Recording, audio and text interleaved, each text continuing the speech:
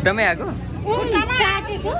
अनि मैले चाहिँ भ्याएको त भन्न थालेँ थिएँ फेरि पछि यसो हेर्दा त सर्प रहेछ अनि दुईजना भाइ यही रहेछ त सर्प भन्दा घना जङ्गल छ विशाल सर्पहरू नि आउन सक्छ आयो भने चाहिँ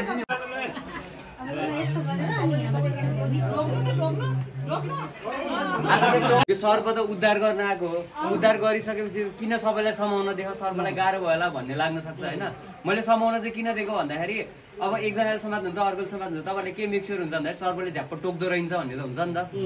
अनि भोलि गएर तपाईँहरूले सर्प देख्नुभयो भने चाहिँ मार्नुहुन्न भन्ने मेरो इन्टेन्सन चाहिँ समात्न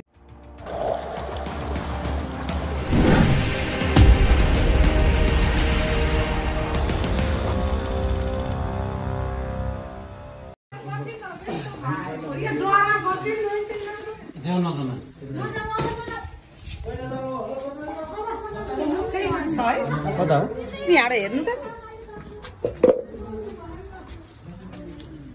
किचन चाहिँ यहाँ हो यता छोडिसक्यो अहिले फेरि यतापट्टि आयो यता आयो कि तपाईँहरूले टाउको देख्नुभयो ल्यान्डस्केप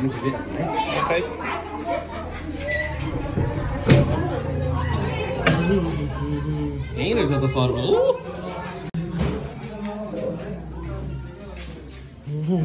साइज मिठो रहेछ है यस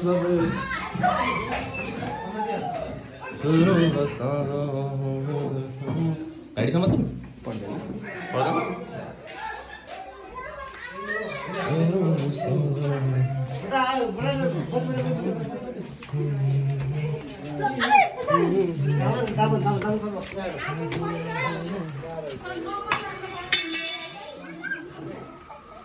भनसँग त के चुट तपाईँलाई अलिकति टाढाको जङ्गलमा लगेर यता खिच्नु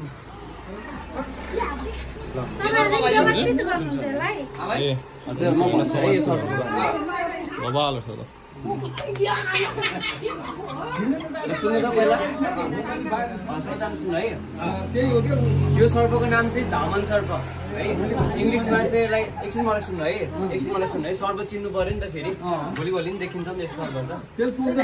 टोक्छ यो चाहिँ धामन सर्प हो यो चाहिँ मुसा खाने सर्प भन्छ क्या यसलाई एकदमै धेरै मुसा खान्छ यसले अनि यो चाहिँ विषालु हुँदैन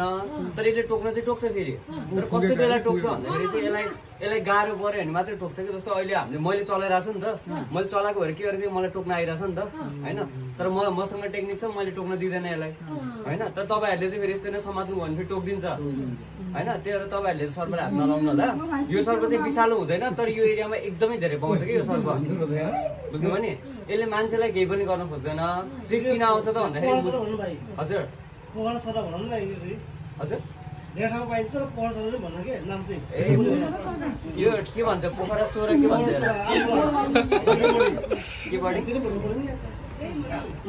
जयमरी एरिया किन भन्दाखेरि चाहिँ यहाँनिर जङ्गलहरू चल्ने खान्छ हो त्यही भएर यो सर्प चाहिँ आउँछ विषालु हुँदैन अनि सुन्नु यस्तो सर्पहरू के विषालु हो कि होइन भनेर चिन्नु नि पर्यो नि त अब हामीले पो अध्ययन गरेको छौँ ठ्याक्कै यो सर्प हो भनेर चिन्छौँ होइन तपाईँहरूले सर्प देख्नुभयो भने चाहिँ सुरुमा सर्पको शरीर र टाउको हेर्नु के मैले अघि नै आउने बित्तिकै हजुरहरूले टाउको हेर्नुभयो भनेर सोधेको थिएँ नि त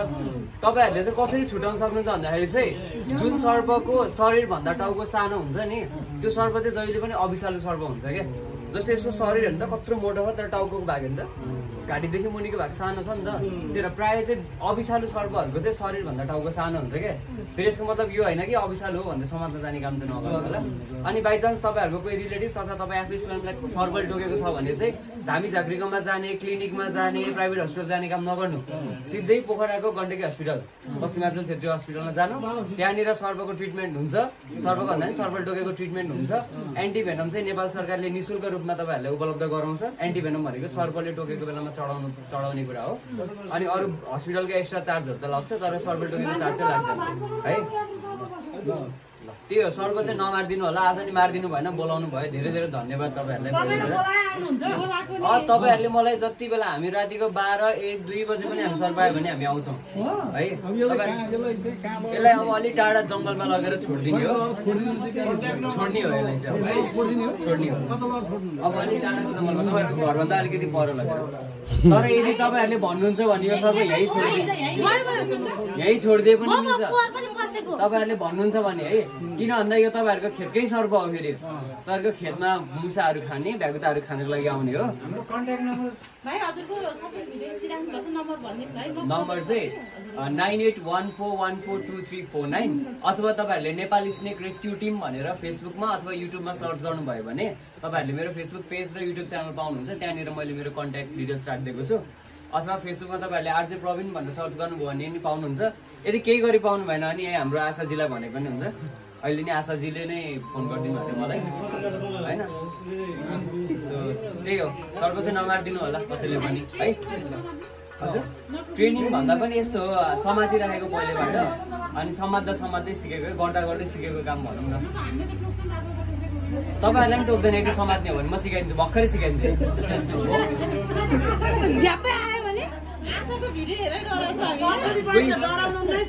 कोही समात्न इन्ट्रेस्टेड हुन्छ नि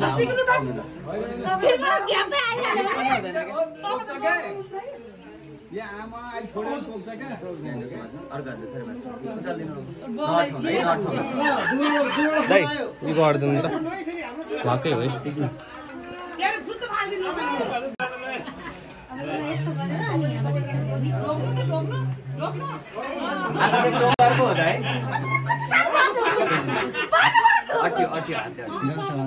यसको डिफेन्स मेकानिजम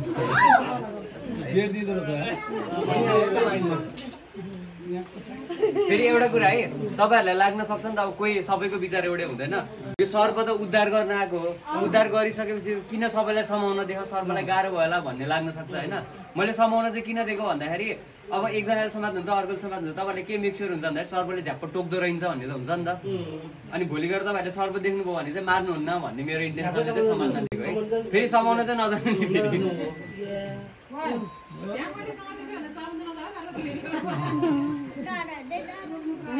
सर्पले झ्याप्प होइन हाम्रो मानसिकता त्यही छ नि त सर्पले देख्यो कि टोक्छ मार्छ भन्ने छ नि त त्यो चाहिँ सर्पले कहिले नै गर्दैन कि उसलाई गाह्रो परेपछि मात्र टोक्ने जस्तै सुन जस्तै कलर हुन्छ तिनवटा पाउँछ एउटा कालो एउटा खैरो कलरको एउटा सुन जस्तो कलरको होइन यो कालोहरू चाहिँ अलिक धेरै रिसा हुन्छ क्या यो अलिक धेरै छटपटे यिनीहरूको नेचरै त्यस्तो हुन्छ हुनलाई सबै छिटै भाग्छ भाग्छ त तर यो चाहिँ अलिक बढी रिसाल्छ यसमा हालेर यो अलिक त्यही अनुसार बनेको हुन्छ है अनि तपाईँहरूको एरियामा अरू विषालु सर्पहरू पनि पाउँछ है नपाउने होइन तपाईँहरूले सायद नदेखेर अथवा तपाईँको घरमा नआएर हुनसक्छ त्योभन्दा घना जङ्गल छ विषालु सर्पहरू नि आउन सक्छ आयो भने चाहिँ हरियो पनि विषालु हुन्छ तर हरियो सर्पले टोकेर मान्छे चाहिँ मर्दैन तर एकदमै धेरै दुःख पाउँछ जस्तो यहाँनिर टोकेको छ भने 24 घन्टासम्म उस्तै गरे लक्षण नै देखिँदैन टोकेको हो कि नटोकेको हो थाहै हुँदैन अनि पछि चाहिँ त्यो भाग स्वेलिङ हुँदै जान्छ अनि त्यसपछि कुहिएर त्यो भागै काट्नुपर्ने अवस्था नै आउँछ तर मान्छे चाहिँ मर्दैन फेरि गण्डकी मणिपालमा पनि हुन्छ ट्रिटमेन्ट चाहिँ तर मणिपालमा तपाईँले ट्रिटमेन्ट तपाईँलाई एन्टिभेनम लिनको लागि चाहिँ फेरि गण्डकी हस्पिटल गएर लिएर आउनुहोस् भन्छ कि त्योभन्दा त बरु गण्डकी नै गए छिटो भयो नि त ल राखिदिएँ है त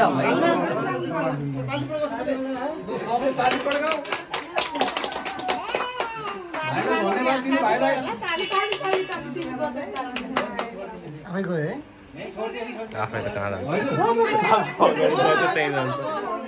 होइन मैले हिजो रेस्क्यु गरेको थिएँ यही सर्प अनि त्यहाँ मैले सोधेको सर्प चाहिँ तपाईँहरूको मुसा खाने हो तपाईँहरूको धान बालीमा लाग्ने यस्तो भनेको अनि उहाँले मलाई आफै लिएर आफ्नो खेतमा लिएर गएर यहाँनिर मुसाको पल्छ बाबु यहीँ छोडिदिनुहोस् भन्नु मैले त्यही नै छोडिदिएँ क्या यो अनि मेन कुरा सुन्नु है जस्तो सर्प आउन नदिनको लागि त्यो अहिले धेरै यो चलिरहेको छ क्या फेसबुकमा एउटा आउँदो रहेछ क्या यो लगायो भने चाहिँ सर्प आउँदैन एउटा त्यो मेसिन हुँदो रहेछ यो गाड्नु भयो भने चाहिँ वरिपरि सर्प आउँदैन भनेर विज्ञापन आइरहेको छ क्या अनि त्यहाँनिर मैले कमेन्टहरू हेर्छु मान्छेहरूले कति पर्छ के भनेर सोध्नुहुन्छ क्या सर्पलाई रोक्ने अहिलेसम्म केही पनि बनाएको छैन है इभन तपाईँले मटितेलै छर्किनु भएको छ भने पनि त्यो मटितेलको एकछिनमा गन्ध हराएपछि त्यही माथिबाट गइदिन्छ है मर्दैन यसबाट सास फेर्नु मिल्छ यो सर्पको लागि बनाएको त्यही भएर सर्प आउन नदिनको लागि चाहिँ मेन कुरा भनेको सफा गर्नु पर्यो होइन जस्तो हेर्नु एउटा इक्जाम्पल यो बत्ती छ नि होइन यो बत्तीमा के आउँछ किरा आउँछ किरा खानको लागि के आउँछ भ्यागुता आउँछ होइन अनि तपाईँहरूको घरमा के हुन्छ फोहोर हुन्छ के अरे खानाहरू त्यो भातको सिताहरू फालेको हुन्छ नि त हो त्योहरू खानालाई फेरि मुसा आउँछ होइन मुसा र भ्यागु त आइसक्यो अब बाँकी को रह्यो त त्यसलाई खाना आउने सर्व त आइहाल्ने भयो त्यही भएपछि सफा फेरि बत्ती नै नबाली बस्नु होला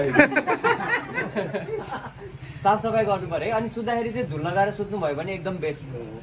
ढुक्क भएर सुत्न पाए झुल काटेर सर्वभित्र जाँदैन होइन ढुक्क भयो नि त सुत्ने टाइममा हामीले धेरै ठाउँमा देखेको छ कि मान्छे सुतेको झुलमाथि चाहिँ सर्प बस्छ जान्छ लेक साइडमा हामीले 4 तले होटेलबाट समातेको छ माथिबाट कोब्रा सर्प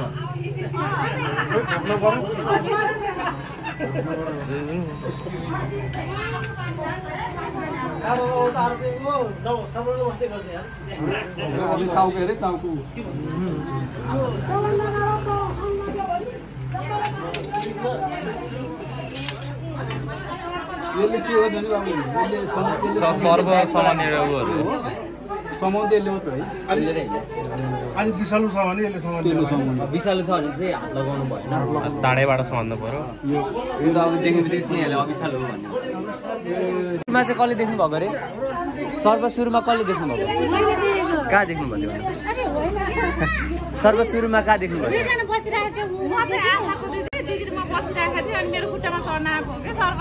खुट्टामै आएको चाटेको अनि मैले चाहिँ भ्याएको त भन्नु थालेको थिएँ फेरि पछि यसो हेर्दा त सर्प रहेछ अनि दुईजना भाइ भनेपछि सुरुमा चाहिँ तपाईँले देख्नुभयो दुई तपाईँले देख्नु भान्साभित्रै सुरुमा देखेको धन्न सर्प पिन्नु भइन्छ धन्यवाद अहिले चाहिँ भर्खरै रातिको 8-10 भएको छ अनि मैले चाहिँ भर्खरै आसामाया मगरको घरबाट चाहिँ कमन ऱ्याट स्नेक रेस्क्यु गरेर आएको छु रातिको टाइम भयो पानी पनि पर्न लागेको छ त्यही भएर अहिले चाहिँ मैले स्नेक रिलिज गरिनँ सो स्नेक रिलिज चाहिँ भोलि बिहान हुन्छ भोलि बिहान फर्स्ट आवरमा चाहिँ स्नेक रिलिज गर्छु त्यही नै हो भिडियोलाई यहाँसम्म हेरिदिनु भयो त्यसको लागि चाहिँ सबैजनालाई धेरै धेरै धन्यवाद अनि म चाहिँ यहाँ बाटोमा छु बाटोमा भएको भएर धेरै बोल्न मन लागेन किनभने मान्छेहरू मलाई टल्ल परेर हेरिरहेछन् यो केटा के गरिरहेको छ बाटोमा यत्रो धेरै डन्डा बोकेर मान्छे पिट्न आएको कि के हो भन्दै चारैतिरबाट हेर्दैछन् सो त्यही हो